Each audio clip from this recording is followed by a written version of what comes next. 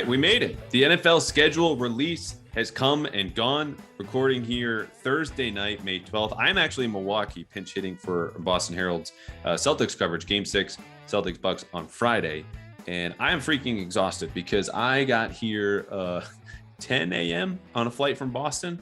And I can't tell you anything about Milwaukee from the last 10, 12 hours, except for there's a very smudged window here in the 9th floor of the Fairfield Inn downtown. But beyond those smudges, the city looks very nice. And the Patriots schedule, on the other hand, looks kind of brutal. Was able to unearth a couple of these games. They're going to open with Miami. They're playing at Las Vegas in week 15 on Sunday Night Football. Of course, the schedule gets released at 8 o'clock anyway, because look, at this point, the schedule release is just a made for TV event. You even had Titans offensive tackle Taylor Lewan speaking for probably at least half of the Players Association, saying, we don't care about the TV part, just let us know when we're playing.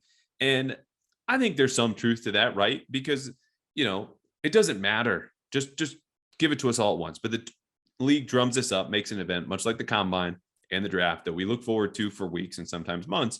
And it's very made for TV, not like the Combine, which somehow has become the underwear Olympics that's on ABC and in prime time for scouts that now don't really care about 40-yard dashes as we're learning more about how teams approach analytics. But there's something to be said for the schedule is important, in which we knew the opponents, you knew the locations of these games.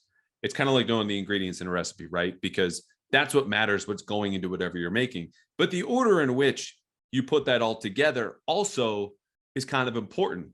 Take, for example, that game against Miami in the opener. Kind of sucks if you're the Patriots. It is going to be scalding hot down there. You have a new head coach with a new offense that could spring almost anything on you.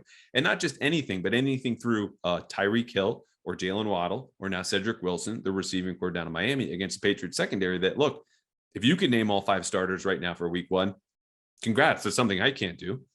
But on the other side, it matters that that game in Las Vegas in December is later, because at that point, Josh McDaniels and his staff, who knows you better than anyone in the league, that advantage he has wanes a little bit, right? In December, because he would have been ready for an opener, knows exactly how you're going to attack him. But you don't know how he's going to deploy Darren Waller in his offense, or change things up for Derek Carr or Hunter Renfrow, who of course is going to be like Wes Welker and Julian Edelman before him.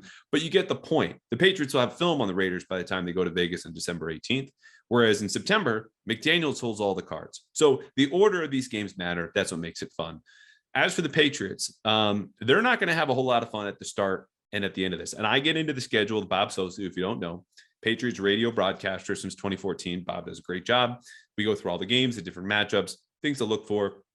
But if you really want to hit fast forward, this episode I found fun at the back end, kind of like we had with Ted Johnson a couple of weeks ago, because you can just get into our top 3, bottom 2 in terms of games we're most looking forward to, or least. In this case, spoiler alert, the Jets, you make our list. And then stories from Bob about traveling in the team plane. Because as I say in the podcast, very common question you get when you work in sports journalism to someone who doesn't understand how sports works, which honestly sometimes is refreshing. The first or second question is, do you travel with the team? And you kind of sound like a jerk being, well, actually, I don't travel with the team, but I do travel to all the games and all the places they go. But that's the truth. I'm flying Delta. Bob is not. Bob is on the team plane, and that's great. So I thought it would be fun to ask him, what's it like? Who's he next to? Where's Bill? Where are the players? How does that dynamic work? And it was kind of weirdly militaristic, which, again, if you think about it, Patriots makes a little bit of sense. But anyway, Bob takes you inside the team plane, and then we answer some mailbag questions at the end. So that's what we're doing here. As far as what we're doing moving forward, very excited for our upcoming guests, where we're going to be doing instant impact rookies. We'll have a inter-squad team draft. If you're building 2 teams out from the Patriots roster, how would those look like? Can you tell we're getting into the offseason content? But it's going to be fun. We're going to continue building. And again, if you like what you're listening here, take 2 seconds. You're taking over an hour perhaps to listen to these episodes, just to hit 5 stars on Apple or Spotify, or leave a review. And if you want to leave a 4 or 3, fine by me. Just explain why in the comments. Seriously, because that feedback helps us get bigger and better. Now, this podcast starts. Bob Socci, the Patriots Radio Network, now. Patriots play-by-play broadcaster Bob Socci in the house to break down the Patriots schedule. And I would argue this schedule matters as much to Bob as anyone in the organization, because you were going to be on the team plane. You're going to be at these games, home and away. Your family's not going to see you.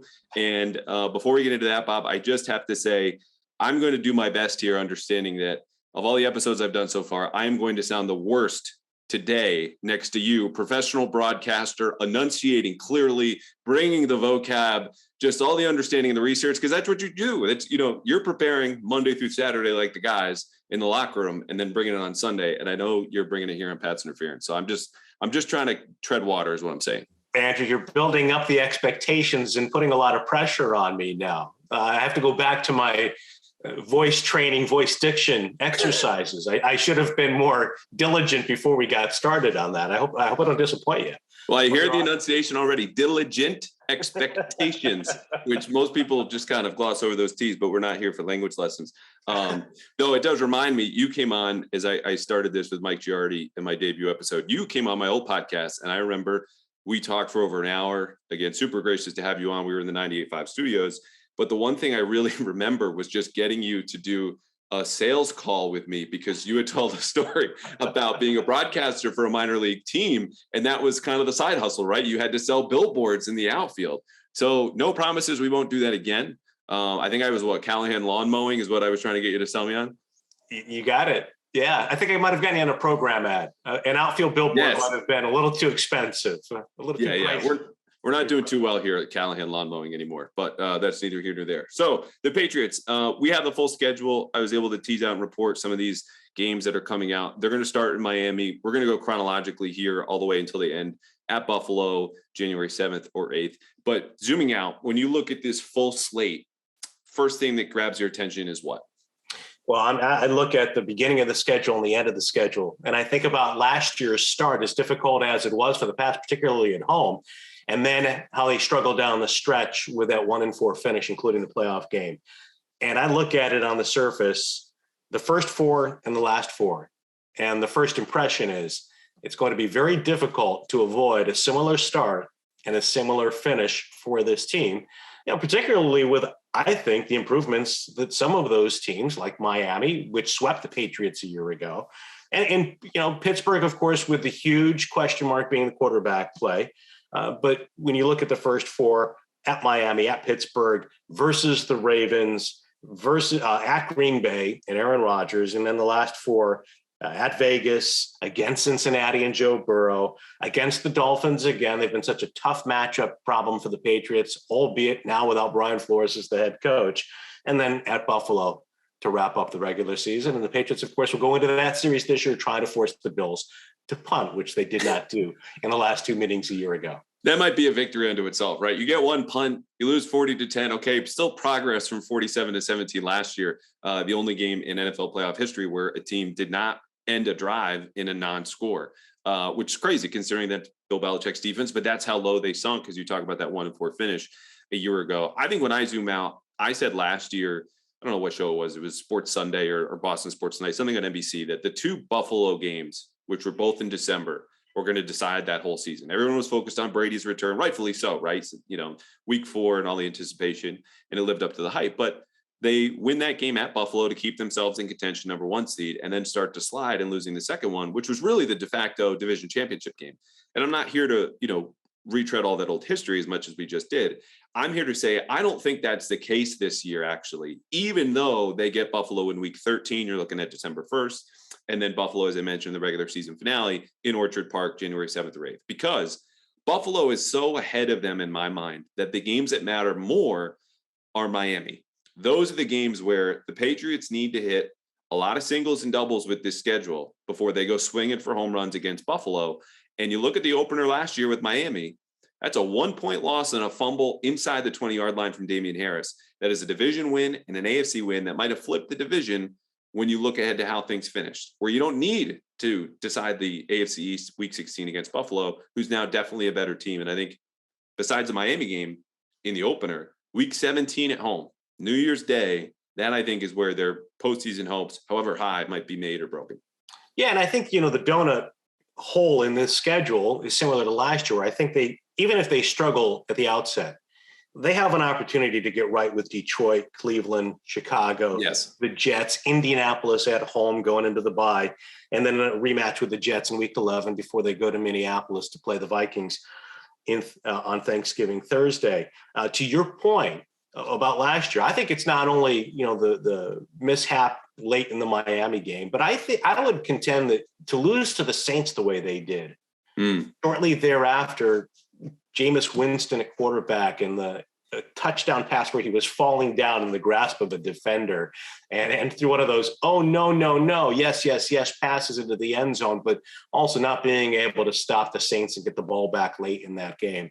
That's a loss that when you look back at the Saints season, to me, it's a bad loss for the Patriots. Again, they were playing with a rookie quarterback. It's the third game. He was under a lot of pressure against a good defense at the time, but they couldn't run the ball on the Saints at all. And when I look back at the schedule last year, that's one of those games that early on, was a game that they lost that we thought, well, they should lose that. But by the end of the season, when they were a playoff caliber team, you look back and say, that Saints team wasn't very good that they lost to at home. And especially given the circumstances under which they lost it. Yeah, and that's a funny part of the schedule, right? Is we feel so much certainty in the offseason because you have nothing better to do. Self included. I am the leader of the pack, driver of this bandwagon of just make these assumptions and sink deeper into them in the offseason as you wait for more football. And then the football comes and reminds you and smacks you over the head going, you know nothing, which is what I was screaming last year, week 2, when you'll remember they lose to the Dolphins, then have to go play the Jets. And everyone's going, is this a must-win game? I'm going, are you kidding me? If we were late April, early May in the baseball season, now this hurts a little bit more because the Red Sox are in real trouble. You would never say there's any must-win series there, or in the NBA in late November, early December. Those are the same marks that we were at week 2 of last season. But it speaks to the idea that we didn't know about the Saints. You didn't know how much that Dolphins loss would hurt. And so I would just say that zooming out, the Patriots, according to the opponent's records from last year, have about a middle of the road schedule. And you're going to hear that a lot in the ensuing days and weeks as we dissect the schedule. That is not a predictive or useful measure. The measure you want to look at is they have the 6th toughest or 7th or 10th. See, this is where I'm already stumbling and just intimidated by professional broadcaster Bob Socci. They have a difficult schedule in the top 10 somewhere based on Vegas projected win totals, because that's more predictive and useful and takes into account everything that happened in the offseason, which gets back to what I was talking about, the singles and doubles. The game you mentioned, Detroit, Cleveland there in week 6, Miami in week 1. They have to connect on those because it's a very difficult schedule, partly because you're playing good teams. It's also 9 road games. And that finish, as we discussed, is brutal. But anything, I've hit on Miami already. That's the opener. Week 2 at Pittsburgh versus Baltimore at Green Bay. What gets your attention or your mind stirring there? Well, on the surface, again, top to bottom, going into it, you talked about how important the schedule is to me as a broadcaster, as a family man. So there's several things. First of all, I look at where are the primetime games. So I look at this year, for example, late in the year, they have 2 primetime games back to back, both out west, at Arizona on a Monday night, at Las Vegas the following Sunday night. And to me, that suggests, okay, just be prepared for a long stay away from the homestead out in Glendale and Vegas, which, those are 2 places that aren't bad to, aren't exactly, it doesn't really present a difficult situation for me to embrace, being in Arizona or Nevada, Vegas come December. And you know what? The kids are going to have exams. So Yeah, you would love to bring them, Bob. You just Absolutely. can't do it. Yes. They have to study. They have to stay at home. You need to just grind as much as you do in the sunshine of Arizona and Vegas. And see, just the thought of it is, now I'm stumbling and struggling as I search for my words. and I haven't hit the strip yet. But then, Minnesota, Thanksgiving. For the first 9 years of my experience calling the Patriots, we have been able to stay at home for the holidays. We haven't played on Thanksgiving, haven't been involved in one of those Christmas games. Well, this year, thanks to your colleague at the Boston Herald, I learned initially that the Patriots would be playing at Minnesota. According to Karen Guregian's initial report, that was the breaking news item for me, that the Patriots were going to Minnesota on Thanksgiving. Mm-hmm. So be prepared for a holiday away from home. And then, of course, on Christmas Eve, they're playing at home, and it's an early game, but a great matchup for Christmas Eve against Joe Burrow and the Cincinnati Bengals, the defending AFC champs. I think it just says probably what you're looking at. Thanksgiving, you mentioned Christmas Eve, New Year's Day. We are all going to have the tamest holidays that we've had in a long time. You can't drink too much. You can't see too much family. You're going to be at home. You're going to be at the games, and then you're going to be back. Yeah, exactly. But we can make up for it on the back end, though. So yes. Hopefully, a lot, for Patriot fans and Patriot broadcasters, there are a lot of victory toasts to celebrate after the fact. All right. So before we get to the holidays, I mentioned kind of week 1 through week 4. Let's take this as much as we can kind of in quarters. I look at this and go, if they can go 2-2 over the stretch again at Miami, at Pittsburgh, home versus Baltimore, then turn the page to October 2nd at Green Bay, that's a win. That's 3 road games. 4 teams that envision themselves as making the playoffs. I would say all of them probably won't. Most likely Miami or Pittsburgh, but road tests early on, you're learning about yourselves. What do you see as most important about that first quarter of the schedule? Well, I think, the first game, because it's a divisional game once again, and you talk about the importance. I think also setting a tone and saying to the Dolphins, who are seemingly an ascending team with the new coach, enough. Patriots have lost every game. Tua Tagovailoa has started against them. And now he's going to have an offense bolstered by the presence of Tyreek Hill, Armstead, of course, a key free agent acquisition. A lot of people are kind of high on what Miami has done with its limited draft choices this year. You've got a coach who comes in. He's going to run that Shanahan zone running scheme that has presented all kinds of problems, as we know, for the Patriots. It's everything. They're mixing every scheme under the sun in there.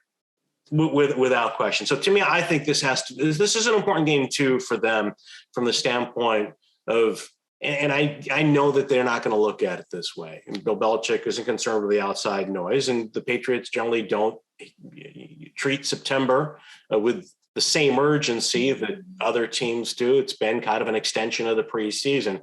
But to me, the season opener against the Dolphins, for the very reason that you pointed out, and on top of that, I think just to set the tone for a team that has a lot of questions going into this season, to instill a sense of confidence against Miami division foe, and just the fact that it is a division game right off the bat, and to establish that, okay, Buffalo's the team to beat in the division, but you got to go through us to get to the Bills. Whereas I think a lot of people going into this season assumed that maybe the Patriots have slipped behind the Dolphins as an ascending team within the division. Yeah, and I think you look at that as a ladder, right? The Bills are a couple rungs ahead of you, and you're right there with the Dolphins jostling. And unless you knock them off, they're going to pull you down, and you'll never catch the Bills. So you need to handle that person you're fighting for in the same rung or same step. And yeah, I've talked about Miami already. I think that's the team. And it's unfortunate, really, the timing for the Patriots. And we're going to ask the same questions we always do going down to Miami. Oh, what about your history down there? And it's going to be so hot. How do you handle the heat? And they're going to say, look, we're coming off a training camp. I think that's fair. The question mark is going to be the offense. Like you mentioned, Mike McDaniel, all those different weapons they've got. It's not just Tyreek Hill. It's Jalen Waddle. Cedric Wilson comes over from Dallas.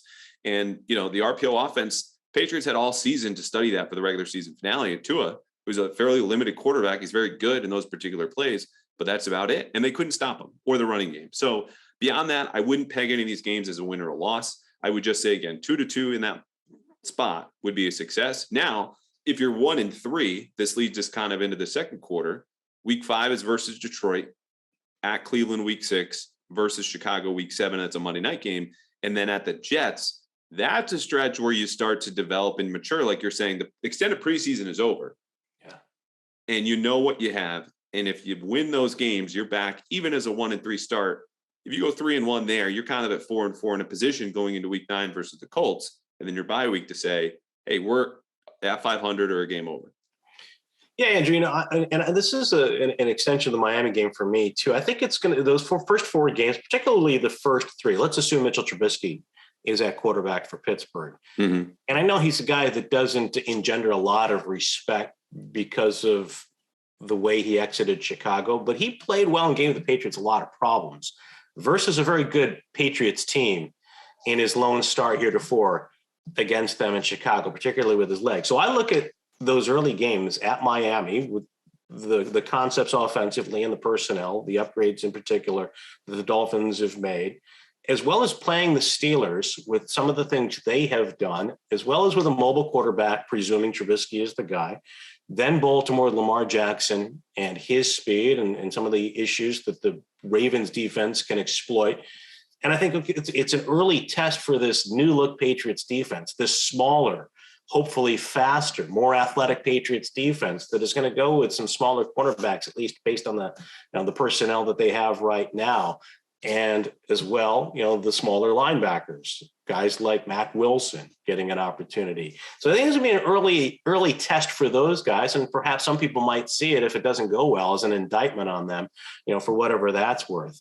I think just, the thing for me with the Patriots, like predicting wins and losses, there's so many unknowns going into the season for this team, particularly on the defensive side of the ball, because I think they're counting on some unknowns to make a big jump, whether it's guys that have played a little bit the last couple of years, or we haven't seen it all, but they've watched in practice and at least had in the meeting rooms over the course of the last 12 to 16 months. Yeah, and I think that's a really good point too, not only just about the lighter, smaller defense. How well do you chase around a Lamar Jackson there in week 3, or Mitchell Trubisky, who I'll never forget that game in Chicago. Adrian Claiborne must have run past him a gazillion times because he's stepping up and scrambling. He almost had more rushing yards at that point, or rushing third downs, than he did throwing. But that's a test of their discipline and all the boring stuff we're going to hear. But we'll win those games early on. Are you better fundamentally? Are you tackling better than the other team? Are you setting the edge in the run game and not scrambling behind the quarterback or rushing behind the quarterback to allow him to scramble? Yeah, Andrew, I think we're going to hear a lot of set the edge, right? those first couple of weeks, don't let the quarterbacks escape, keep them in the pocket. And the thing for me too, when I look at the schedule and look at the teams that have mobile quarterbacks, and generally that's the way the NFL is going. These dual threat quarterbacks, guys that can extend plays, guys that can make the off platform throws, the unscripted plays. And so I think for the Patriots, it's going to be a real challenge on home. We're going to see, as we said, right off the top, the defense tested this new look defense, even though we don't quite know what that new look is and how it's going to shape up by week 1. Nonetheless, it's going to be tested early. I think it will get a bit of a reprieve, as we've talked about, particularly if Deshaun Watson is suspended for the first 5-6 games of the season, if not longer.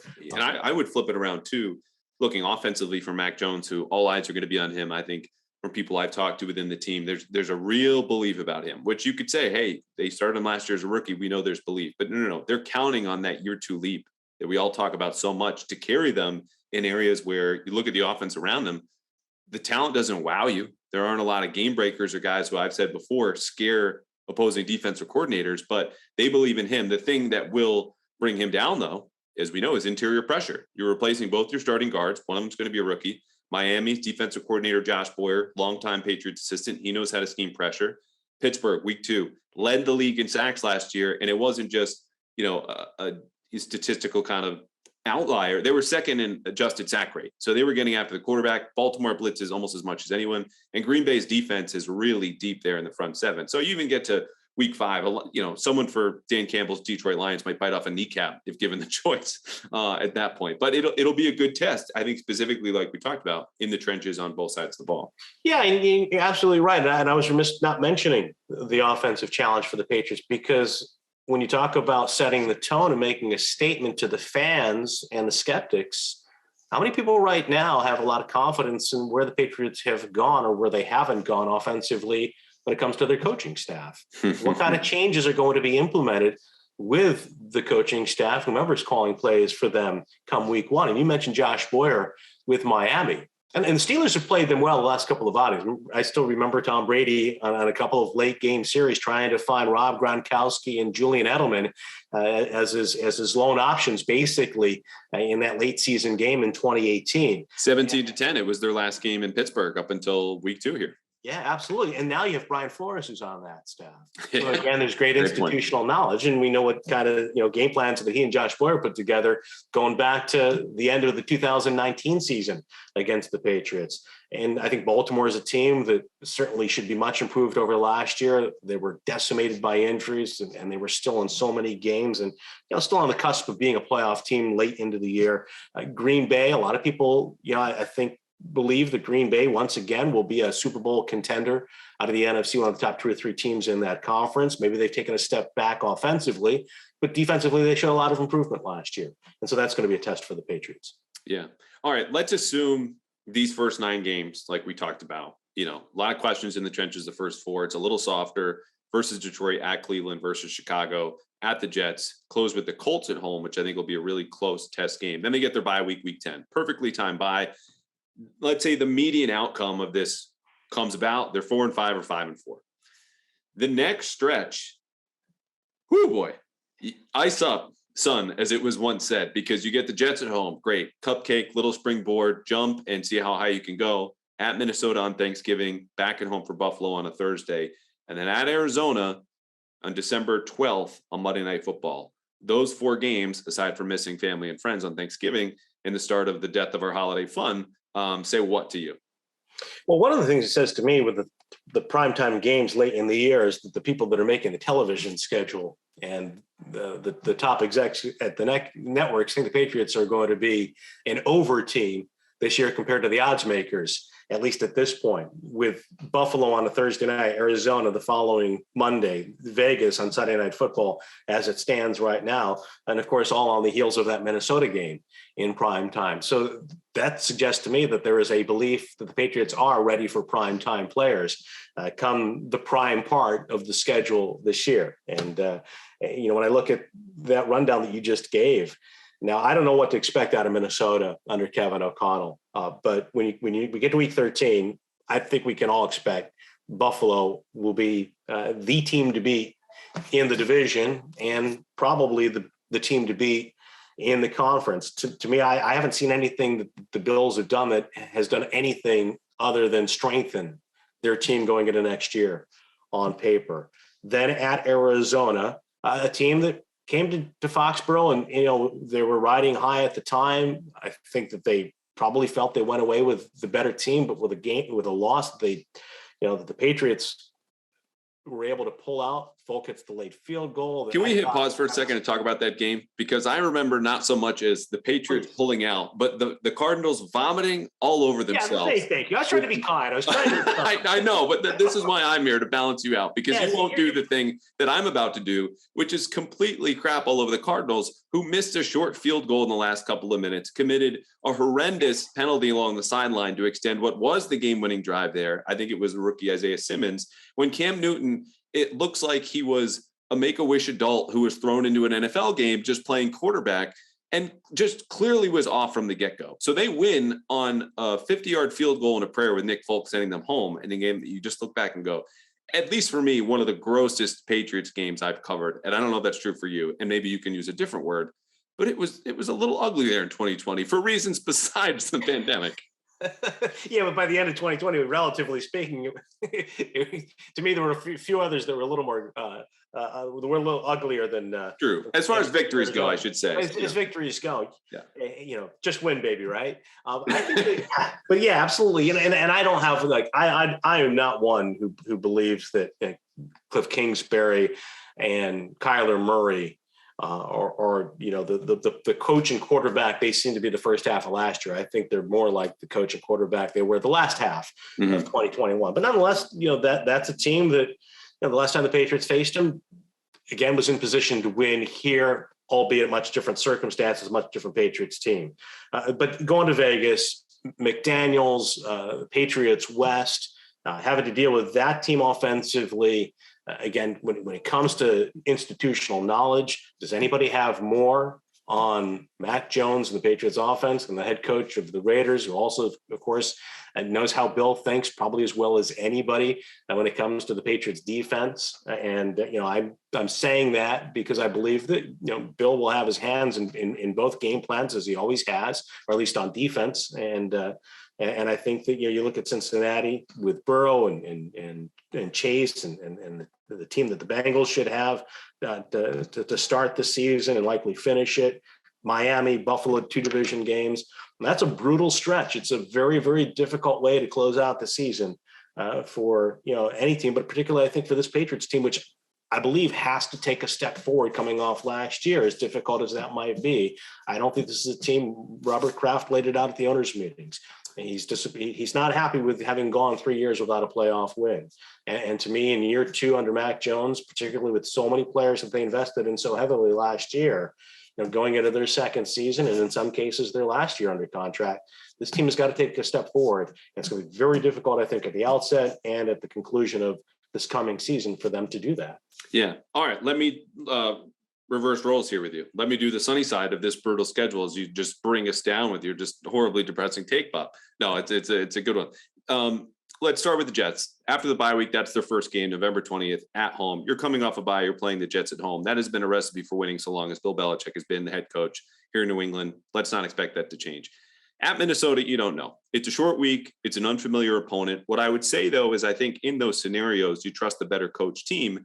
And Kevin O'Connell, who we mentioned, is a bit of an unknown as a first-year coach. My understanding is that across the league, from the people I've talked to, there's not a whole lot of confidence in him necessarily as a head man. It certainly as an offensive coach, maybe he's good in a position room, but there are questions about how he's going to lead a room. And I think Minnesota is a sneaky team where we used to give this, and certainly I did, even on TV last year, as being a cheap team. Minnesota is sneaky in that category too, because as I understand it, their new GM and head coach, Kevin O'Connell, took cheaper deals relative to the rest of all the new hires, which included Las Vegas, obviously with Josh McDaniels and Dave Ziegler, and elsewhere across the league. So let's say they go 2-0. Then it comes down to Buffalo, which I said I think is an appreciably better team. First of all, that game's on Amazon Prime, Bob. I don't know if you have Amazon Prime. My girlfriend has Amazon Prime. I might need her, if I couldn't go to that game for whatever reason, to find that game on Amazon Prime for me. Could you find live TV or this game on Amazon Prime without any help right now? I didn't enlist my kids' help. Okay. My kids know how, anything that's an electronic device in our house, from the computer to the remote control, my kids are masters of it. Okay. I'm glad to hear that. Programming my phone, accessing apps on my phone, I just turned to the 10 and 11-year-olds. So if heaven forbid, if for some reason I'm here and not there at that game, then I will ask my kids, please find the Patriots and the Bills on Amazon Prime. Yeah, I know I get emails from them all the time with whatever the latest movie releases there are. They have a lot of those behind the scenes specials. The All or Nothing specials were pretty good when they spent an entire season with the Cardinals and the Eagles several years ago. But and the Colts just last year during the season. Exactly. So I am somewhat familiar with Amazon Prime, but usually ordering refills on I don't know, boring stuff. Paper come Christmas. Yeah. Ordering gift cards for relatives. But not football games is my point. Yeah, not football games on a Thursday. But hey, this is the world we live in. We'll advance, and I might have to call my girlfriend if I'm stuck at home for whatever reason. The thing about that Thursday night game to remember is you might think, okay, coming off of Thanksgiving, you get the Buffalo Bills in a short week. Not the case. The Bills are playing on Thanksgiving too. It's in Detroit. They're going to be in similar circumstances on the road against an unfamiliar opponent, and clearly, or most likely, a worse one. So we don't have to do predictions here. I think most likely that outcome is a loss. The Arizona game, though, goes back to something I just said about Minnesota.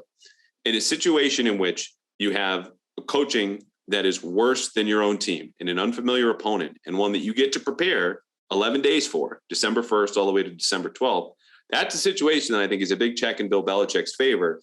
Also because, as you mentioned, Cliff Kingsbury and Kyler Murray, they're not the tandem we saw at the first half of last season or the first half of 2020. For whatever reason, that Arizona team has a real habit of falling apart down the stretch. I'm not here to say it'll happen again, but history would be indicating this game could be closer, and if not in the Patriots' favor, at which point, again, we don't know what's going to happen week 11 through 14. They might be 3-1 coming off that bye. I think there's I think you're absolutely right. I think we make very valid points. And, I think that the one thing about Belichick and the coaching, I know last year there were times when they did not look like a well-coached team. It's hard to argue otherwise when there were the substitution issues that they had and wasted timeouts and some of the penalties that they took, the special teams breakdown. But I think we're going to see those areas, even with the coaching staff changes and the departures, particularly on the offensive side. You have a defensive line coach in DeMarcus Covington, a lot more experienced now. Been a lot of young coaches over the course of the last couple of years that have really been learning, having moved up in the pipeline because of the brain drain, going back really to 2018. You've had a lot of young coaches, and I think that they're going to have, I think that this year, at least on that side of the ball, an opportunity to erase some of those things just because of experience and having learned. And I don't think Bill's going to let it slide. I would be shocked if some of the same problems that we saw throughout last year are not addressed this offseason and corrected during the coming year. And then I think special teams particularly, and I think we saw during the draft, Andrew, a reflection that, as Mike Reese, our esteemed colleague, put it, the Patriots are trying to reestablish their mojo on special teams. So I think those are two areas. When you look back at some of the losses they had a year ago, the Indianapolis game, even the Dallas game is as horrible as the defense, played in critical spots, 3rd and long against the Cowboys, it was much a testament to their offense. And there's a huge block punt in that game. And I think that for the Patriots, when you look at these teams like Minnesota, Las Vegas, not only will they have the coaching advantage, but because of that, I think they will be once again the team that doesn't make the same mistakes in those hidden areas, or at least on special teams, that the teams like that typically do. Teams under coaches like Cliff Kingsbury and an inexperienced Kevin O'Connell would be expected to do. Right. And I'll say this, for a team that doesn't have a high ceiling, just based on the roster talent available to them, you can't have those holes as they did last year. Yeah, absolutely. Where they played a more favorable schedule as a 3rd place team in 2020 goes into 2021, or the bottom's just totally going to fall out. Because again, your schedule now, as a playoff team, is somewhere within the top 10, as I enunciate this time properly, in terms of difficulty. So now, to counter what I said before we go into the final stretch, which is going to make or break their season, I think, including a game at home against Miami, Bill Belichick is a really good coach. Bill Belichick cannot defend Adam Thielen or Justin Jefferson in Minnesota. He cannot cover one-on-one Stephon Diggs in Buffalo at home, or DeAndre Hopkins, most likely in Arizona. So there are answers. You can have scheme, but their corner depth, particularly outside, when you look at the 2 rookies, Marcus Jones and Jack Jones, are going to help a whole lot outside the numbers. And it's going to be more difficult, particularly in Arizona, even with that extra time to defend what is a 4-wide offense. But we'll see. Again, that if you take one big takeaway, we're not saying this team is going to go, 12-5, which still sounds so freaking weird. I missed the 16-game schedule, or 6-11. Okay. We're here to say there's a wide range, but these are the kind of matchups to look for. Las Vegas, week 15, December 18th, besides the fact that you will be on the strip every night late at the casinos while your kids study at home for their exams. Bob, what of all the storylines has your attention here? Well, there are so many storylines, and I think the obvious are going to grab everyone's attention. Mcdaniels, Ziegler, the Patriots playing against the Raiders in Vegas. I'm sure we'll hear a little bit about the Tuck Rule game once again, going into that matchup, and kind of the way the fortunes of the 2 franchises have changed through the years since that game. But I think, to me, one of the things to look at with a team like Las Vegas is, Josh McDaniels brought in a lot of people from New England. And, with that, typically, as we saw in Miami, particularly under Brian Flores early on, there's a cultural shift. And I wonder, like in the case of Derek Carr, the Raiders, some people suspected when McDaniels got hired there that they didn't necessarily want Derek Carr as the long-term quarterback, but they have now committed to Derek Carr. So to me, it's going to be interesting to see by that stage of the season, how will the Raiders, coming off a playoff season under a coach who took over in adverse circumstances, as Rich Bisaccia did, and seemed to be a really well-respected, well-liked guy. I've heard some people around the league who've known him through the years in a special teams role, really talking about what a great guy he is. And I'm curious now with the cultural shift and the Patriot influence, as much as they say that, we're not here to establish the Patriot way, how are the Raiders and how is Derek Carr going to hold up to that?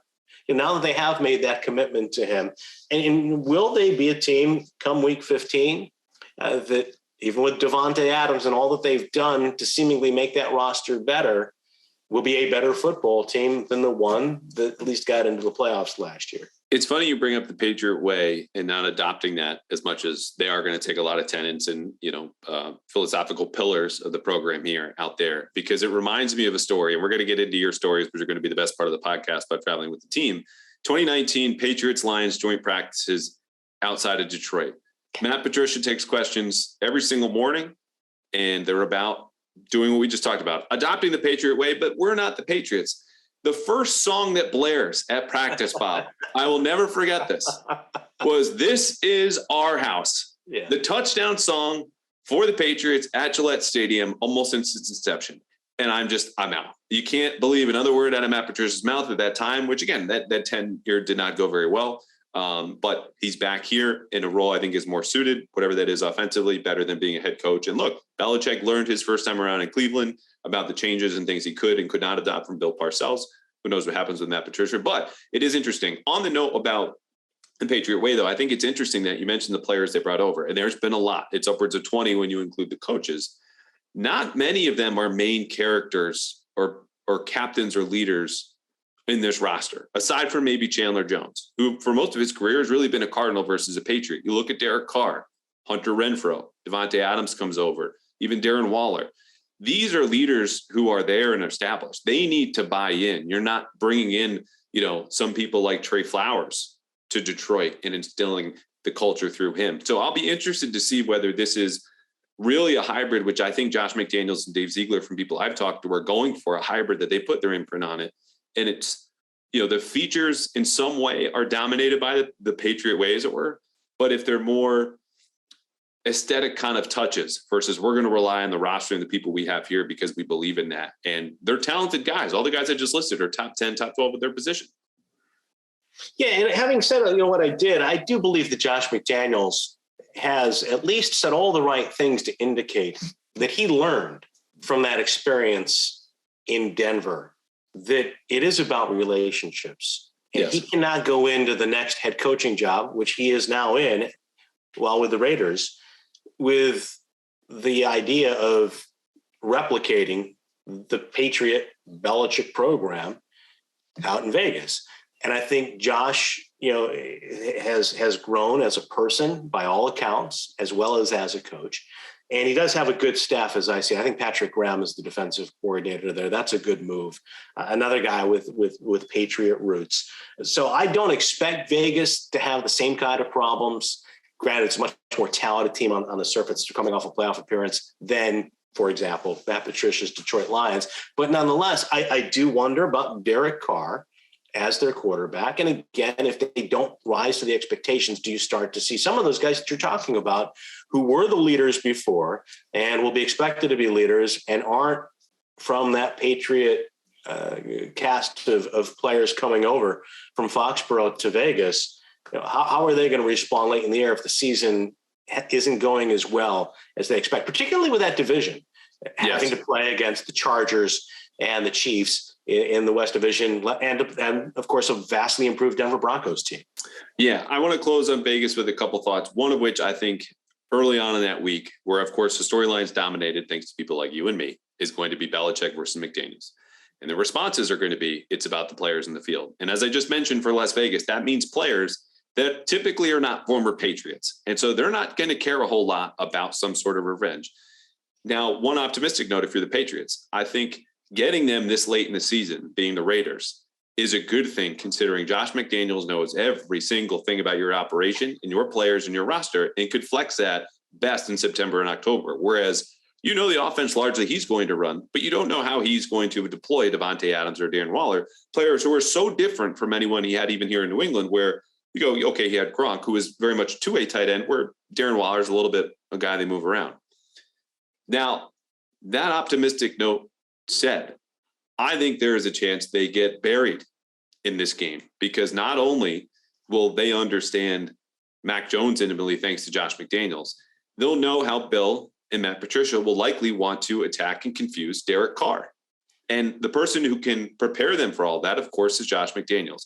And with the Patriots coming off a short week, Monday night in Arizona leads into Sunday night in Las Vegas on December 18th. You're probably staying out west and you're sleeping at UNLV in dorms or practicing at, ASU. If they stay out in Arizona, it's going to be unfamiliar. And I think it will lead to, if I had to guess right now, Bob, and we're not doing predictions, but if I had to do one, this will be one, a lot of we're on to Cincinnati, because who awaits next but the Bengals at home on Christmas Eve? Yeah, and I think we're going to hear a lot before the Vegas game too. Just to quickly, remind the audience that it doesn't matter, the coaches and all that, because it's players. The players play. The coaches aren't playing. So we're going to hear a lot of that, but it really does matter. And yes, on to Cincinnati, Christmas Eve, and the Bengals. Seemingly, you look at what they did last year. They have the young, dynamic quarterback. I think that Joe Burrow, there's so much to like about him as a leader, as a player. The Bengals are a team that they address the most glaring weakness on their roster. So conceivably, they go into the season an even better team than the one that beat the Chiefs and really was in position and probably should have beat the Rams, but they're coming off a Super Bowl loss. And how are they going to handle that? And, for so many of these, any team, but I think that's really the part of the great accomplishment that the Patriots achieved in not only winning the Super Bowls they did in the Belichick-Brady era, but just getting to championship games year after year after year, that they overcame injuries along the way. They overcame adversity in various forms and fashions along the way to do all that. And so is Cincinnati going to have the same kind of script to go through this season the way they did last year? Or are there going to be more bumps in the road? The injuries, of course, the NFL is a game of attrition. It's a league of attrition, particularly when you get late in the season. So, but if the Bengals, presuming that they're the team on paper at the end of the season that they were at the beginning of the season, I think it's obviously a very formidable foe, but it's good to have them in Foxborough late in the season. And hopefully the Patriots have grown into the team that they expect to be, that they hope to be. But for me, I think that's obviously a very challenging game, but at least they're playing it on their turf. Yeah, I'm lower in Cincinnati than I think consensus right now. And I think that's fair considering their profile statistically, whether you look at in the trenches or anywhere besides quarterback and receiver, didn't scream AFC champion. And look, that's the beauty of football, right? It's unpredictable. We've said that now 5 times about the entire schedule. That's never more true than in the playoffs. You have 60 minutes, make of it what you will. And they made more of it than the Chiefs did, than the Raiders did, than the Titans did when they won all those games, and 2 of them on the road. But you look in their division, Baltimore cannot be any more injured than they were last year, and they'll be back. I think the Browns, of course, will be better no matter how many games Deshaun Watson plays. And I just don't think you get the same breaks. Now, that being said, just like I mentioned with Devontae Adams and Justin Jefferson and Stephon Diggs, the Patriots don't have an answer on the roster for Jamar Chase. And sometimes it's just that freaking simple. So Joe Burrow is a quarterback you would trust to lead a comeback. It'll be interesting to see him match wits with Belichick for the first time. But I think that's a game where, again, for the reason you mentioned, they're at home. I think they're going to be in a tight spot. And the roster talent around Burrow, aside from Jamar Chase, and their offensive line is better. Old friend Teddy Karras is going to be there at left guard. It's just, it doesn't intimidate you, I think, as much as the reigning AFC champions are coming to your house on Christmas Eve. Hide your kids. It's not that with Cincinnati. We know the thing about the Patriots defense too, Andrew, though, when you look at defending Cincinnati and you mentioned Burrow and Chase and the other weapons they have offensively, you also have to stop Joe Mixon. And I think we haven't talked about the Patriots run defense. And I think that was very much an overlooked deficiency last year. They were supposed to be a lot better against the run in 2021 than they were in 2020 when they were porous. And they weren't, in my mind, demonstrably better overall. And in particular, in key parts of games, a lot of losses where they needed that third down stop and they didn't get it. They couldn't get the team off the field. And I look at, for example, we talked about Mike McDaniel and the Shanahan running schemes and the problems that offense has traditionally posed against the Patriots. Well, Miami's invested a lot in its backfield. They didn't change quarterbacks, but to me, they've invested a lot in their backfield. Yeah. And the Patriots had trouble stopping the Dolphins running game the last 2 years with what they had, which was a pretty inferior cast, less than pedestrian compared to a lot of teams around the league. And I watched Joe Mixon run against the Patriots a few years ago in Cincinnati, and they had a tough time stopping him. Thankfully, they had Andy Dalton playing quarterback who was throwing passes to Stephon Gilmore and J.C. Jackson. But I think that's another important part of this, the matchups this year for the Patriots, particularly, again, late in the year, Cincinnati, Miami late in the season. At Buffalo, the Bills have made an effort to improve that part of the game. Reports are, as we speak today, that they try to get Christian McCaffrey. So I think for the Patriots, that's going to be an area to watch. Even from the outset, we go back to that first game against Miami and then Baltimore, particularly in week 3, but also the Steelers with Najee Harris in week 2. And, no Ben Roethlisberger, probably a different approach offensively for them. And it will carry over through the rest of the season and be a point of emphasis, especially when you get into December and 2 of those 3 games in cold weather environments, Cincinnati and Buffalo. Yeah, and I've said this before on the podcast, but I'll say it again now. The Patriots were bottom 10 in interior run defense by yards allowed per carry and yards allowed per game. And you just can't have that in December against teams that want to be physical and sometimes weren't all that physical in Miami and run over you anyway. So I think that is a really good point to bring in, because Mixon, you mentioned that game, Belichick also fawned over him. And this was not your Wednesday morning press conference Belichick fawning. This was after the game and him talking about basically Mixon is as good as anyone else in the league. And that was something you didn't hear a whole lot about, the Bengals when they were dormant at the time, building up to where they are now, which again, I think is a good team. I just wouldn't keep them in the circle of contenders like they came so close to winning a Super Bowl last year. Miami, talked about it before. I think there are a lot of unknowns there. I think you're happy to have them at home in January. I think it's a game that could decide their season. We've talked about them a lot. At Buffalo, same deal. It's hard to say anything much more than I think the Bills are appreciably better. They're a well-rounded, deep team. Admittedly, they're going for it this year. And we saw the Patriots approach in the offseason was markedly different than that of the Bills. And I think they're taking a longer-term view. What I will say, besides the Patriots don't have an answer for virtually all the number one receivers starting from Thanksgiving on, is that if Mac Jones, and this is a humongous if, and I'm not saying I believe he can do this for most of these games, but if he can match the quarterback play on the other side, certainly possible with Kirk Cousins in Minnesota. We'll see about Josh Allen twice. Kyler Murray, I think Derek Carr, it's possible. And Tua Tagovailoa, and then you throw in Joe Burrow. He'll keep them in the game. Yeah. And then you need a big special teams play or an extra turnover defensively to flip what should be a one-score game. And so that's where I think I talked about earlier, the belief inside the team and organization about him making the leap, taking charge. I think he'll probably be a captain this year. And does that show late in the year when he needs to be at his best, when his best is demanded? Because, again, Josh Allen's better quarterback, but all those other guys I think should be within reach, maybe not Joe Burrow in terms of matching or exceeding the other quarterback's level of play. Yeah, Andrew, and I think that's the most important point. And it's one we both probably should have made. I'm glad you did earlier in the podcast, because I think it does come down. It's a quarterbacks and coaches league. Bottom line. Now, I think defensive lines, as we saw last year in the postseason, can disrupt those quarterbacks in key moments. But when I look at the Patriots matchup, and you start to go through that schedule and think about what you just said, and you start to think, okay, Mac and Tua, Mac and Trubisky, Mac and Lamar Jackson, if the Patriots are able to at least neutralize the running game and force him to make some plays in a tight game or from behind as a passer, just as they did a couple of years ago in 2020, Mac and Rodgers, but the Mac and Goff, Mac and if Mayfield's the quarterback for Cleveland, if it's not Watson. But probably Jacoby Brissett is their backup. I think Baker would rather re-enroll at Oklahoma. Well, who knows? Yeah, exactly.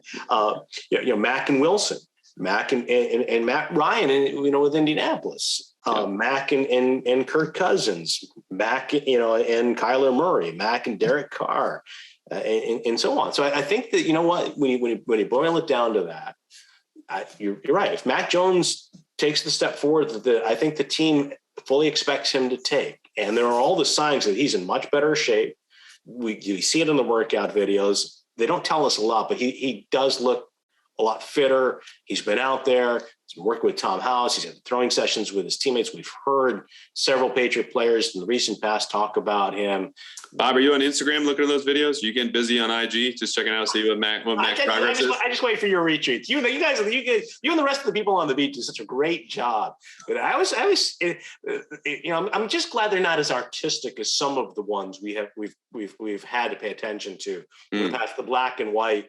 A little too edited, too edited. I kind of like the old school approach. Just throw them out there, put the highlights out there, maybe a nice inspirational slogan or a hashtag, and let the world see what you're doing. It sounds like you've got something very specific in mind there, Bob, as if you're going to have some summer workouts of your own, and we're going to keep it simple and have a hashtag.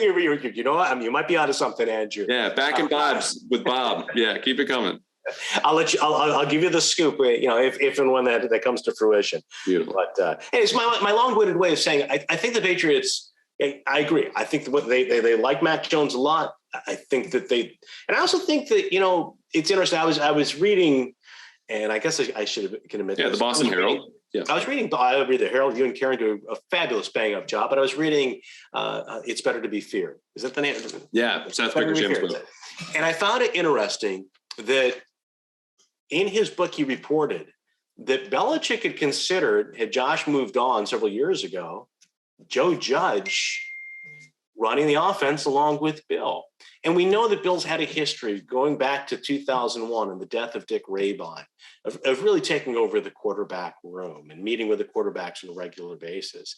So I think as concerned as many of us are, as skeptical as many on the outside are about the Patriots offensive staff, I think internally, as Bill said, we don't have to call any plays for a while. But I think they feel pretty good about when that time does come that, it's not going to be a quarterback sneak on 3rd and 8, as we saw from the Giants last year. It's going to be an offense that's going to function well and maybe function a little differently under his direction and with the personnel they have.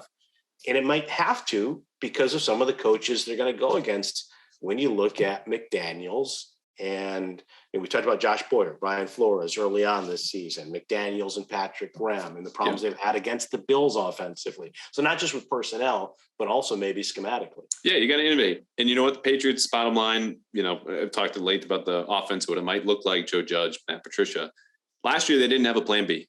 It was run first, you fall behind, rely on the rookie. And you know what? Sometimes it happens if you're playing a rookie quarterback and you just need to take your medicine in year one. And they took it better than most teams making the playoffs. But when you don't have a plan B, it's the same thing when Belichick, as we talk about all the time, takes away the strength of the opponent.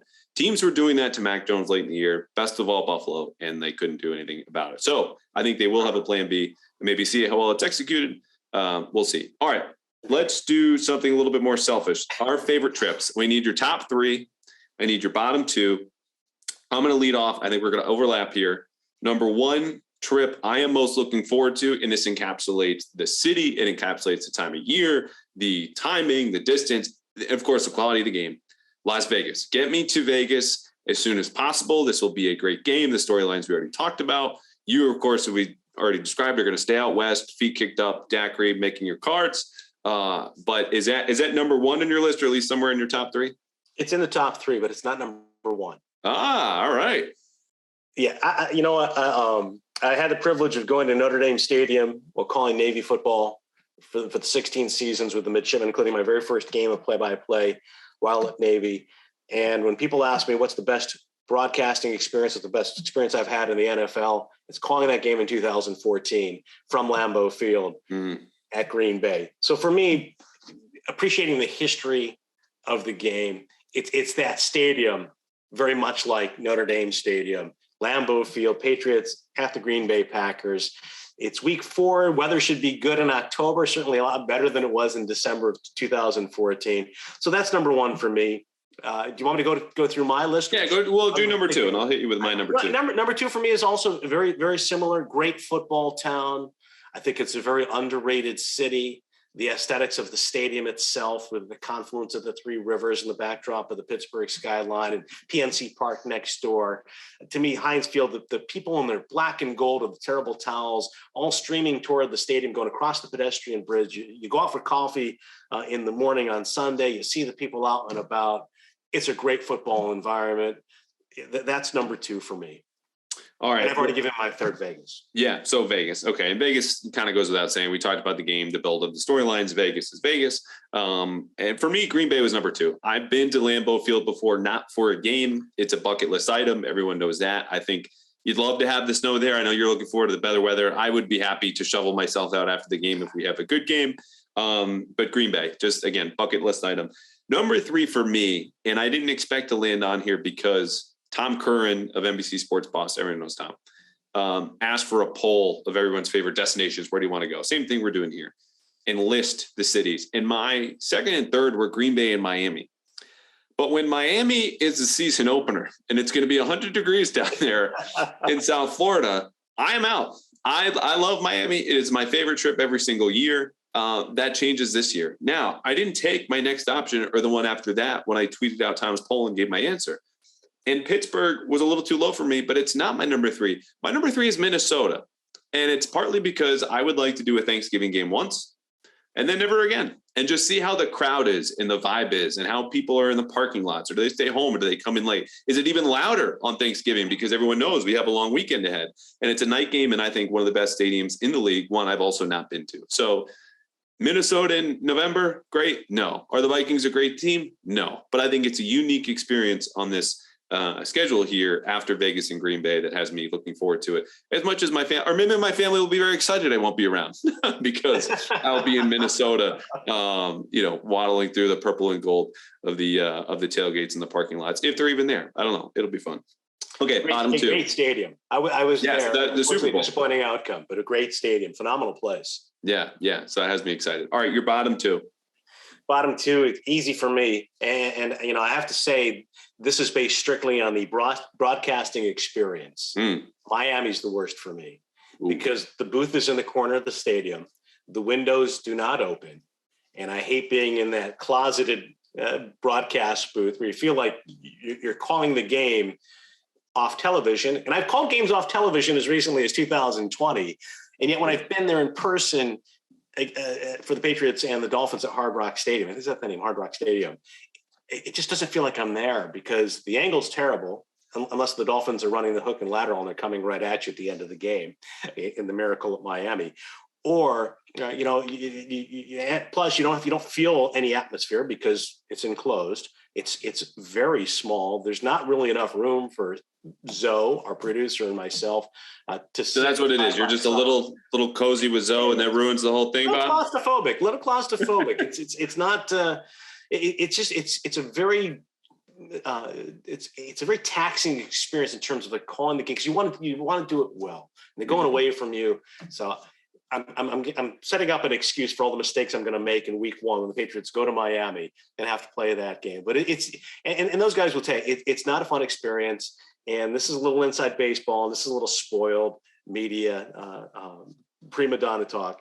The press box food. It's not like you go to Pittsburgh, you go to Andrew, you eat well. I'll back you up. You go to Miami, it's. Yeah. Look, I'll tell you, we're not going to cut out this part of the podcast and use it as a teaser for why people should listen. But you're absolutely right. The food sucks, Miami. Again, it's one of my favorite trips. I'm looking forward to going. And the reason the press box is like that, let's tell the people, this is the still old Pro Player Stadium, which has had 10 names since and is now Hard Rock, where the Marlins used to play. So the press box is still, it looks like behind home plate, but you're in the corner. It is cramped. It doesn't mean you shouldn't go down and have fun. Typically, the Patriots fans show out in Miami, and they lose anyway, but you come back and have a good time. And I think that'll be a fun game. But you just, it's cramped. So you're not so negative. I will interrupt with my two. If I get sick when they have to go to the Meadowlands the day before Halloween, I'm okay. It is the most sterile environment. The games usually are not very good against the Jets. And sometimes that's on the Patriots too, right? Like 25-6, that's a big Patriots win. That second half slowed to a crawl. And yeah, Mac Jones' first road start as a rookie, they were 0-1, but there's just nothing about that gets you going. Not the environment outside the stadium in North Jersey. You were not close to the city. It's the stadium, it's the play, it's everything. And then my other one, and this is going to kill a close friend of mine who's a Bears fanatic, Monday Night Football against the Bears. The only great part about this is Monday Night Football. I think Justin Fields is exciting. I think the skill position talent around him is a crime that should be investigated for Chicago and what they've done to that kid. And you could go, what about the Lions 2 weeks earlier? It's a Sunday game at 1.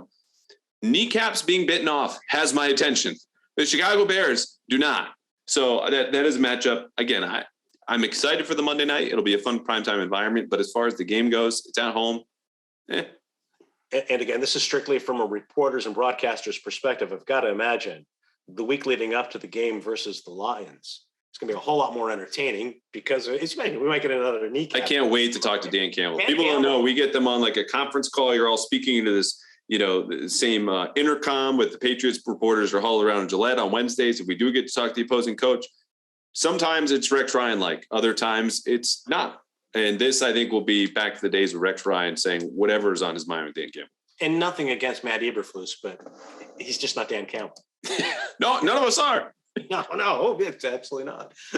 Your second one, you had at Miami, and then my second one is your first. It's the Jets. Yeah. And I like calling a game at MetLife Stadium. Again, it's all about the vantage point, the broadcast booth. The Giants feed you better than the Jets. Let's just get that out there on the record as a visiting media member. But it is. It's gray. It's sterile. It is better for a Giants game because you're looking at blue as opposed to just green everywhere. And, it's the Jets. Yeah. I will say people go, why did you omit Cleveland? Mistake by the lake. I kind of like Cleveland. I don't know if that's going to get people to stop listening right now. That downtown is nice. I was there actually on a small vacation to see a friend of mine. Thoroughly enjoyed my weekend there. Now we'll see if the Patriots do, because the Browns got spanked 45-7 here a year ago, and I don't think they're going to forget that anytime soon. And with Deshaun Watson, theoretically, they should be much better. But yeah. And they will have again, barring unforeseen circumstances, injuries, whatnot, they'll have Chubb and probably Hunt, whereas they had neither last year. Right. All right, Bob, we have questions for you. As I mentioned in the intro, and I almost wish I had done the ad read in front of you, because then I could have had you evaluate that. But that is more inside baseball, just to get your feedback. Maybe we'll do that next time. So I want to talk about all the travel we just mentioned. You are going to be on the team plane. You fly with them, and it's a question that I often get. You're meeting someone new and explaining with the job, which is always kind of fun, right? Like if someone doesn't know exactly how involved it is. But the question always comes up, do you fly with the team? Do you travel with the team? And I say, no. You can say yes to that because you're actually on the plane. I am in row 20 seat D on Delta at 6 a.m. to get a connector to get to Vegas or Arizona. So what I want to know is a couple of things right off the bat. Very easy. Where do you sit on the team plane? Who are you sitting next to?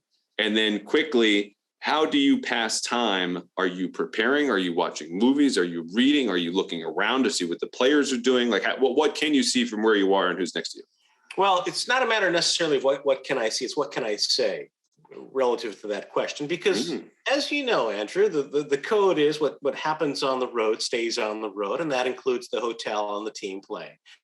And quite frankly, I will spoil expectations for some, because I can't really look around to see the players because there's almost no contact with the Patriots players and staff. We go on separate buses, and I can't divulge too much, but theirs go to one part of the plane, ours go to the other part. They board on their part of the plane, we board on our part, and in between, during a regular season trip for the Patriots, they will have a lot of marketing clients, advertisers, and so forth, along with people who work for the organization that provide that buffer in between. Wow. All right. I got to stop you there. Who blew it for everyone that you had to be physically separated to board the plane at different times from different buses? Who got a little too drunk and couldn't be close to the team because they wanted to give a speech that they thought would inspire everyone and fell flat? It wasn't you. It wasn't Zoe, right? Andrew, I've never asked those questions. I just go where I'm told to go when I'm told to do it. Okay. And quite frankly, the way our travel is, I often don't find out until relatively late in the week often. And it's, I will say this because I think Zoe's talked about it on his show. I do sit next to Zoe, and people probably have seen it. He's tweeted out pictures. Zoe loves to entertain himself by taking selfies of me sitting next to him and showing everyone just how small I am and how big he is. And of course, it accentuates the monstrous melon that he has atop his shoulders. So Ooh, I do sit. Bob coming in hot. I do sit next to Zoe. Monstrous melon. We need to get you in a broadcast to say that somehow and have it make sense this year. Can we commit to that? Week 1 to 18. Well, I better be careful. This is going to be cut up. This is going to wind up on their show. I would never. Edit those words out, please. But so I do sit next to Zoe. I think that's public information, so I can disclose that, and I do try to read, though it's not often, especially like the last time we were on the plane a couple of years ago, we didn't have a lot of long trips. Now this is going to be an experience for me that will be old and yet new because we didn't travel in 2020, and last year we had to travel commercially, so I had a chance to live life like you guys and the women on the beat and catch that early flight out the next morning following the night game and, on a couple of hours of sleep. So I did last year gain a renewed appreciation for what it's like for most people that work in our business to travel to and from games. But for me, the best part about it is it's the convenience, it's the comfort, it's the practicality of it, good working conditions. So I do try to get some work in on the way out. Sometimes on the way back, particularly if it's a longer trip, I'll get the laptop out and take the game summary, the box score and statistics, and try to do some work to get a head start on the next game. But I try to catch up on some reading. If in the old days when I would read Sports Illustrated in magazine form, as opposed to reading stories on the internet every day. That would be my opportunity to catch up on this week's issue, maybe last week's issue. No, you're making me sad, Bob. I long for those. I long for those days when I actually look forward to the Thursday that it came in the mail. Yeah, real quick, what would surprise someone? There's some television. I'm sorry. What would surprise someone? Like we've already talked about, very separate. Don't look, don't be close to, don't anything near the players. What would surprise someone about the flight, though, as it goes on, like in terms of drink service or what goes on? Are the people coming and going? Is it quiet? Is it loud? Like it's very quiet. I think what people would be surprised about is how professional. I mean, and I say that in that it's a business. Players tell us all the time, right? It's a business trip, and that's what it is. It is a business trip, and there is, whether they win or they lose, you go on the plane, you get off the plane. Again, everybody kind of, marches in line. The people that are in PR, the people that are in the media, we go to our part of the plane. Players do the same. And you never know, like there's a different feeling, obviously, when you're coming back from, for example, 2018, January of 19, after the AFC Championship game in Kansas City. There's a different sense, a different feeling. All right. Well, that leads me to my next question. Brady and Gronk, did that video of themselves after that win, with the looks on their faces and so forth, which they did a reprise of last year with Tampa Bay, or 2 years ago with Tampa Bay. But to me, it's just it's a very business-like atmosphere. It's very, and I hate to use that word professional, because what does that really mean? But it's the lone word in my limited vocabulary that comes to mind. We're not on the Party Express. We're going to do our jobs. Players and coaches are going to do theirs, and it feels like that, and it sounds like that even after the game. You mentioned that ride home from Kansas City, AFC Championship game, first road playoff win for anyone. I think it was since 2006. And when you listen to players, including Devin McCourty, who were asked, hey, what's your best favorite win as a Patriot? That ranks ahead of multiple Super Bowls for him, or at least one. Was that the best, most joyous plane ride you've been on with the team since you became a radio broadcaster? It's been the best. That's the best experience I've had calling a game, going, from the stadium back home. In my 9 years heretofore of calling Patriots football. But when people ask me about my favorite games, previously I said the 2014 divisional round Patriots win, where they came back from down 14 twice against the Ravens, and the way Gillette Stadium became electrified, the various formations, the Edelman to Amendola pass. But the best feeling to me, being with the team, and I try not to be a homer. I'm not part of the team.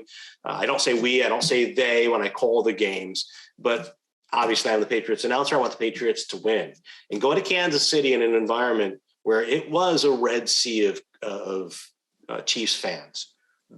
Generally, when we travel, there are a lot of Patriot fans. That wasn't the case for that game. It was freezing cold, as you know.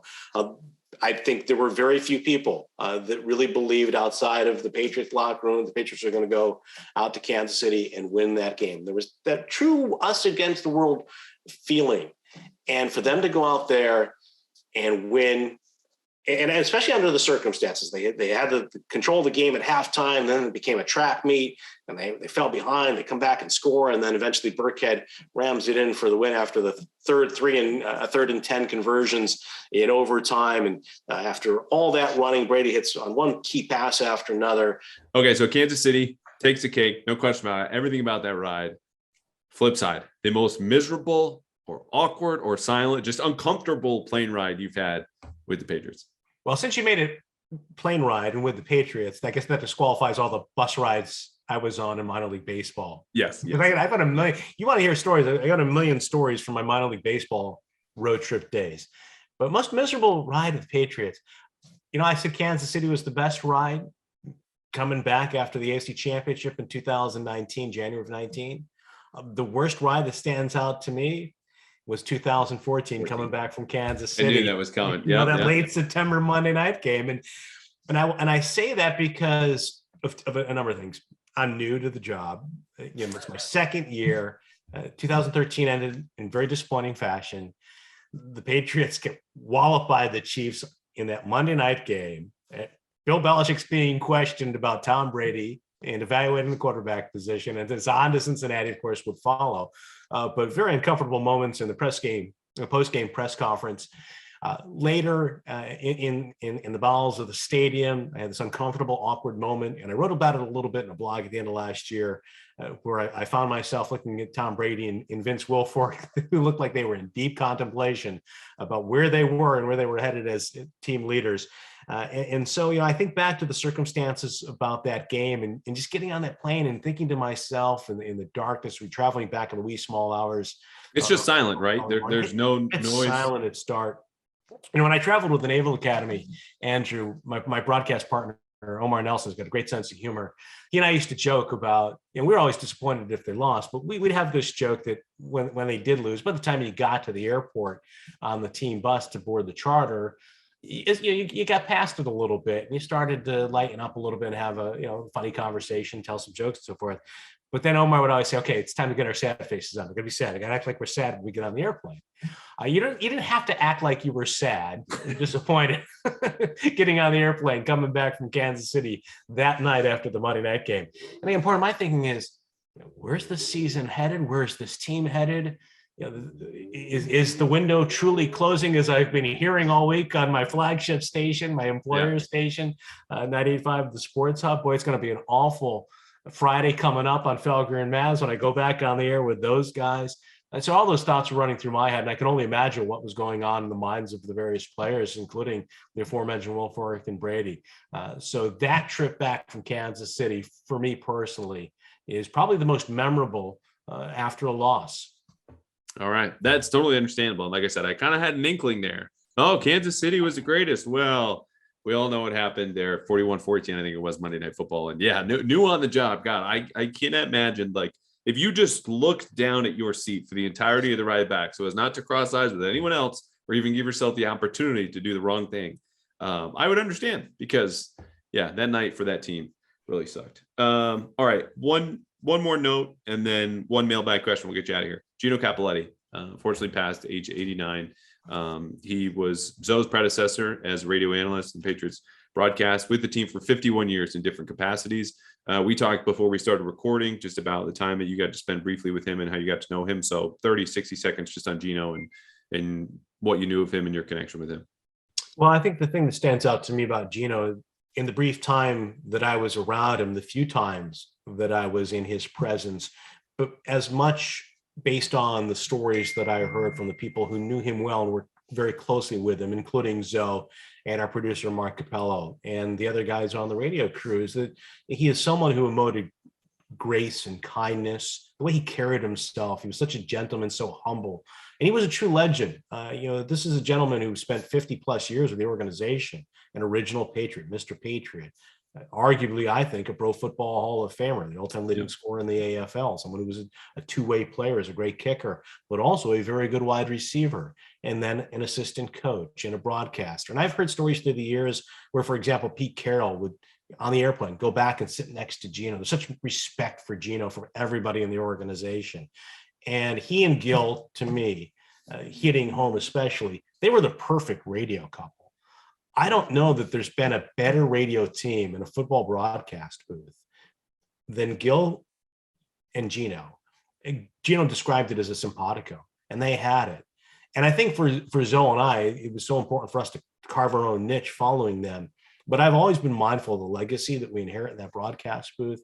And it's not only because of the way they sounded, but the way they interacted. And as I said, the way Gino in particular carried himself.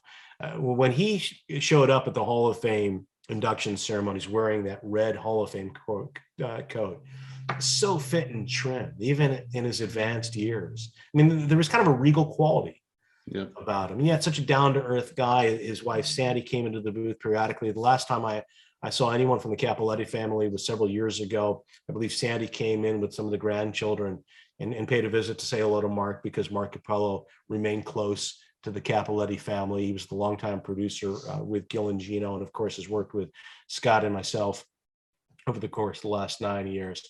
But just immense respect for the kind of person he was. And as I said on Twitter, again, in the limited time that I was around him, but more so from what I heard about him, one of those rare figures in sports is even better off the field than on the field. That, his greatest qualities, his greatness exceeds, what he did as a legendary figure. He's a Hall of Fame player for the Patriots. And again, I believe he's a guy that deserves great consideration for the Hall of Fame Academy. Yeah, and you hear that so often, right? He's a great player, but he's an even better person. It's the easiest throwaway line in a congratulations speech, retirement speech, whatever it might be. A guy gets injured. You hear that. But as far as I know, in covering the team, just that word greatness, but also grace. And I think that's a defining quality for Gino, who will obviously be missed. I remember listening to him and Gil as a kid who grew up in New England. And like you said, it was just a perfect pairing, even just down to like the sound and the tone of their voices, just such a baritone from Gil, and Gino was a little higher in the analyst. And that's not something that's important necessarily to a good broadcast, but it was just, they complemented each other so well and had a similar, I think, outlook on the game and the way they called it, where there was, a respect for the objectivity of how it was, whether it was a good call or a bad call, but also, looking at it through a Patriots lens, understanding that the fans were their audience and they wanted everything to be relayed for them as fans would want to hear it. And I love how they would introduce one another at the start of the broadcast, where they would go through the full. Gil would deliver Gino's full name, and really emphasize and accentuate his middle name and every syllable, every vowel of his last name. And just very quickly, Gil has, of course, the classic football voice, and he is the eternal voice of the Patriots. And of course, the Vinatieri call to win Super Bowl 36 is among, if not his most famous call as the Patriots broadcaster. And Gino says very little during that call, but his reaction, you hear the joy in his voice, kind of the reaction that he had, and you can hear the smile as Gil is calling the kick to win the Super Bowl. As someone who's a lifelong Patriot and had been with the organization from the infancy through the leanest of times, and now in that ultimate moment of joy, that first Super Bowl win, climatic, the climax of it being on the very last play of the game, the very last snap, and the game-winning field goal. Yeah, it's a trip going down memory lane, and I remember that happened with John Madden passing. When you go back and watch Super Bowl 36, which is remembered for him saying, "Okay, you got to kneel off the clock at the end of regulation," but you hear John and Pat Summerall, same way, same simpatico kind of relationship. All right, one mailbag question. This is it. Ton of schedule talk. Jake Hamilton on Twitter wants to know do's and don'ts for travel, which we've talked about your travel. So I'll take the lead here just in terms of going to cities. Honestly, first of all, get pre-check. I was way too slow to getting pre-check. Game changer. You can be in and out 2 seconds with security. Second of all, stay close to the stadium or the airport. You don't want to have long trips going back either way. And a good hotel bar never hurts. I think that's where I'm at. Yeah, absolutely. I would concur with every piece of advice that you gave. I'd also see if you could invest in or find a hot towel, because we didn't get to this, but like the best part of team travel, Andrew, the hot towel they give you at the end of the trip. I'm telling you, there's nothing like it. That is the only piece of inside information that I can give you about traveling on a charter flight. And again, I've had the experience of doing it at the college level and at the NFL level. So you want to get a washcloth, put it under the hot water for some time when you get your hotel room. And because the flight attendants, I was going to ask you, I don't remember what flight. It certainly wasn't, again, Delta Row 20 seat D for me, but there was some flight recently where I was given a hot towel and I didn't know what to do with it. And I think I'm genuinely asking here, do you put it on the back of your neck? Is it on your face? Like you're on the plane, here comes this kind of moist, small towel. And this is a gift. This is a nice thing. What do I do with that? So you do all the above, Andrew, and that's as far as you go. You put it on your face. You give yourself, especially if you've been on like a longer flight, and maybe it was hot getting off the bus and getting onto the plane, or you're on the tarmac for a little while. Like let's say you're coming back from Vegas. And you're going to need more than a hot towel. Yeah, you need more than a hot towel. But you're going to need. And we're going to be doing that twice now. Yeah, you probably need a Bloody Mary on the way back after the game. But you definitely need. You got to refresh. You got to revive. So take that hot towel, wipe your face, wipe the back of your neck. Okay. Get your hands. And then of course when you hand it to the flight attendant, make sure that that he or she does not have to handle it themselves. You just put it on the tray. So, but you take full advantage of that hot towel until the warmth is gone. I mean, I know that sounds, there's a lot of different ways you can go with that. But to me, like that is the most overlooked part of the experience of traveling on a charter flight. Again, I've done it at the college level and now the NFL level. So I will share that piece of inside information. Well, look, we'll leave it there and we'll leave it to the imagination. And I just got to say, Bob, you and hot towels and airplanes are forever kind of melded in my memory and association, among many other great things, which someone I could talk about a schedule with for over an hour, open up about the team playing and what that's like as much as you can, and just tell stories. So, Bob, thank you so much for your time. I might even text you after this about could a cold towel be better, particularly coming back from Vegas or the desert. But again, we have time to figure out. These games are in December in Arizona and in Vegas. And it's been a pleasure. I've enjoyed it.